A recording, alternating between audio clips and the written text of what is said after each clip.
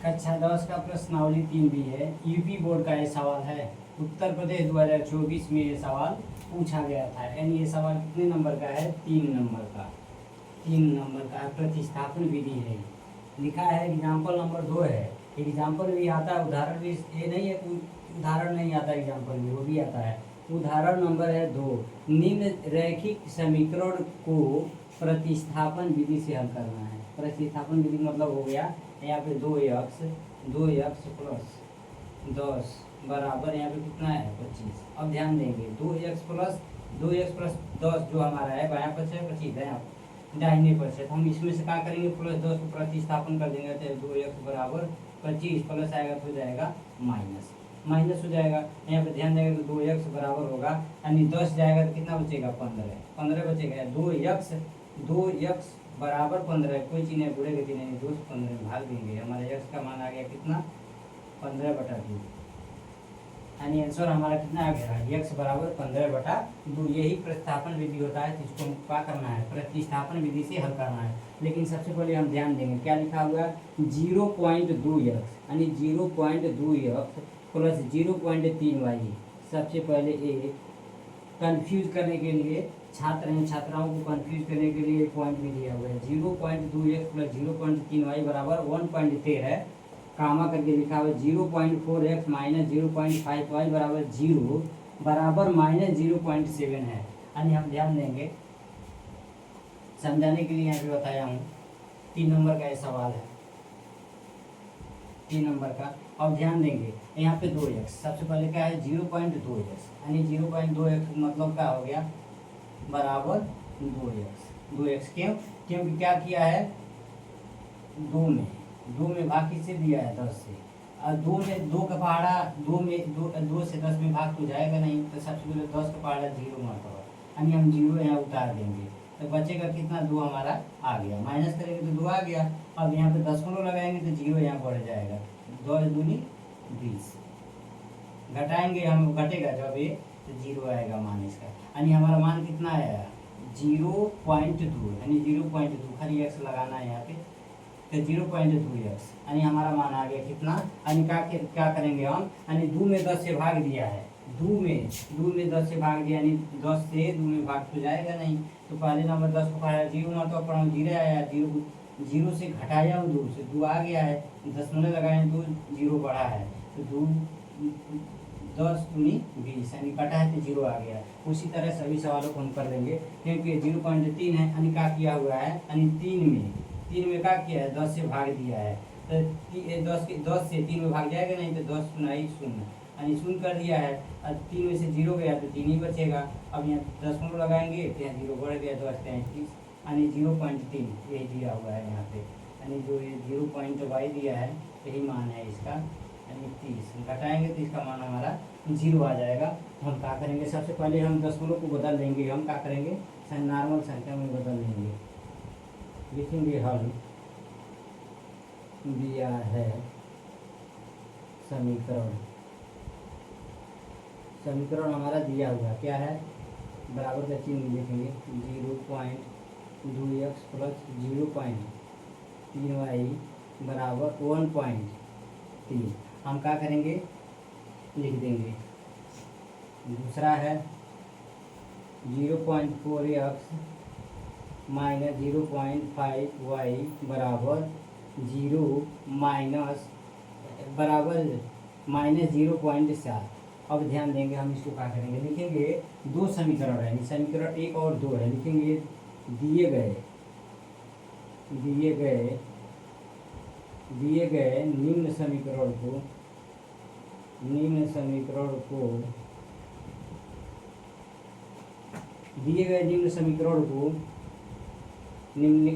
प्रकार से लिख सकते हैं।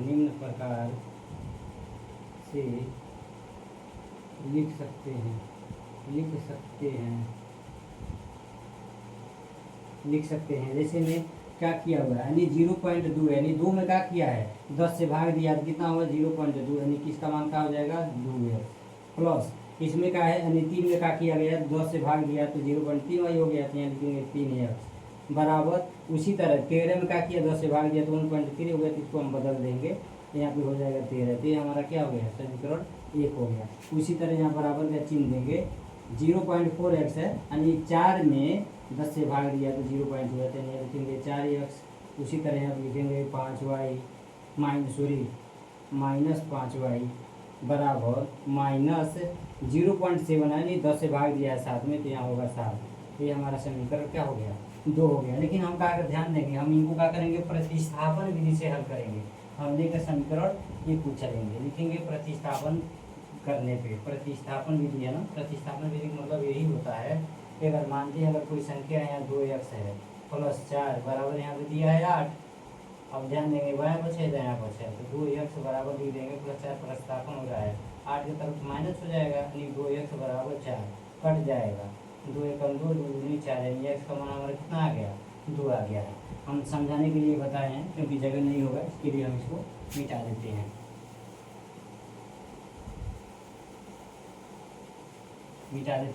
तो हम क्या करेंगे, प्रतिस्थापन विधि से हल करेंगे। तो हम समीकरण ये को लेकर चलेंगे, लिखेंगे प्लस यानी का 2x plus 3x, 2x plus 3y है, सॉरी 3y होगा, 3y 2x प्लस 3y बराबर 13 है। 2x प्लस 3y क्या है, हमारा बाएं पक्ष है, 13 जो है हमारा दाहिने पक्ष है। तो हम क्या करेंगे, बाएं पक्ष से प्लस 3y को पक्षांतर करेंगे, यहाँ पे लिखेंगे विचारों में प्लस 3y का प्रतिस्थापन करने में, प्लस 3y का प्रतिस्थापन करने को, क्योंकि प्रतिस्थापन विधि है ना, करने को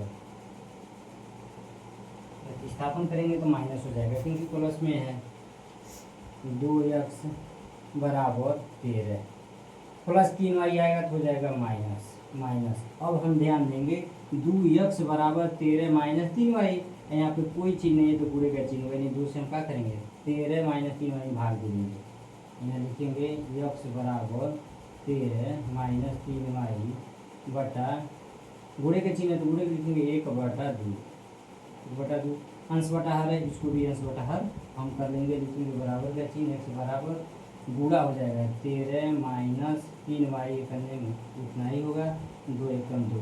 तो ये हमारा समीकरण क्या हो गया, समीकरण 3 बन जाता है। समीकरण 3 भी बन जाएगा और x का मान आ गया। तो हम x का मान हम क्या करेंगे, समीकरण 2 में रख लेंगे, लिखेंगे x का मान 13 माइनस 2y, 13 माइनस 3y बटा 2 का मान समीकरण 2 में रखने पर, समीकरण 2 में रखने पर। तो हम समीकरण 2 को यहाँ पे लिखेंगे। समीकरण 2 हमारा कितना है, समीकरण 2 है 4x माइनस 5y बराबर माइनस 7 है। अब हम ध्यान देंगे किसका मान रखेंगे, x का। x का मान हमारा दिया हुआ यानी 4 गुणे x, यानी x का मान कितना हो जाएगा 4, x का मान हो जाएगा हमारा पुस्तक में 13 माइनस 3y बटा 2 माइनस 5y बराबर माइनस 7।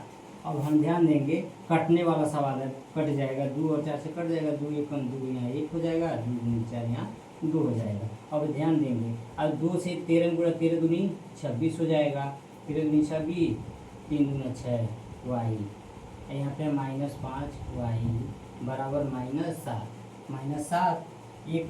एक से हम भाग दे देंगे तो नहीं संख्या प्राप्त होगा। अब ध्यान देंगे 26 माइनस 6y माइनस 5y बराबर माइनस 7 है, यानी यहाँ कुछ टक कर देंगे हम, माइनस से माइनस में भाग देंगे, अब गुणा करेंगे तो हो जाएगा प्लस, यानी 26 माइनस बड़े का चिन्ह होगा, माइनस में प्लस हो जाएगा तो कितना होगा 6 × 5 11y बराबर माइनस 7। अब ध्यान देंगे 26 माइनस 11y बराबर माइनस 7 है। अब क्या करेंगे प्लस 26 को प्रतिस्थापन कर देंगे किस में, माइनस बाएं से दाहिने में हो जाएगा, प्लस है तो हो जाएगा माइनस, यहाँ बचेगा कितना माइनस 11y बराबर माइनस 7 है, प्लस आएगा 26 तो माइनस 26 हो जाएगा। अब हम ध्यान देते हैं कैसे क्या होगा, माइनस से माइनस में भाग देंगे गुणा करेंगे तो प्लस हो जाएगा, क्योंकि बड़ा चिन्ह होता है माइनस का। माइनस 11 बराबर तो जोड़ देंगे तो 7 6 13 को 3 हासिल 1 2 3 33 हो जाएगा। अब ध्यान देंगे माइनस 11 बराबर माइनस 33 है, माइनस से भाग देंगे तो कट जाएगा। अब 11y बराबर 33 है तो 11 भी कट जाएगा, 11 कम 11 11 33, यानी हमारा मान कितना आ जा रहा है, y का मान आ गया 3। y का मान आ गया 3, तो y का मान हम क्या करेंगे, समीकरण 3 में रख देंगे, लिखेंगे y का मान 3 समीकरण 3 में रखने पर समीकरण 3 को हम लिखेंगे यहाँ पे चिन्ह काट देंगे और उसके लिखेंगे समीकरण 3 है बराबर का चिन्ह है। समीकरण x का मान हो जाता है 13 माइनस 3y बटा 2। y का मान हमारा कितना है, 3 है। यहाँ पे लिखेंगे y का मान रखेंगे, x बराबर 13 माइनस 3y, y का मान हमारा कितना है, 3 ही है, 3 बटा 2। अब ध्यान देंगे x बराबर लिखेंगे 13 है अपने जगह पे, 3 3 का 9 बटा 2। x बराबर 13 में से 9 जाएगा तो 4 बटा बचेगा 4 और बटा 2 कट जाएगा, 2 1 कम 2, 2 चौको 8 बराबर 2 बटा 1 बचेगा, 2 से 1 में भाग देंगे तो हमारे x का मान कितना आ गया, x का मान आ गया 2। y का मान है हमारा कितना, 3 है। अतः लिखेंगे अतः x बराबर 2 तथा y बराबर 3 ही हमारा आंसर है।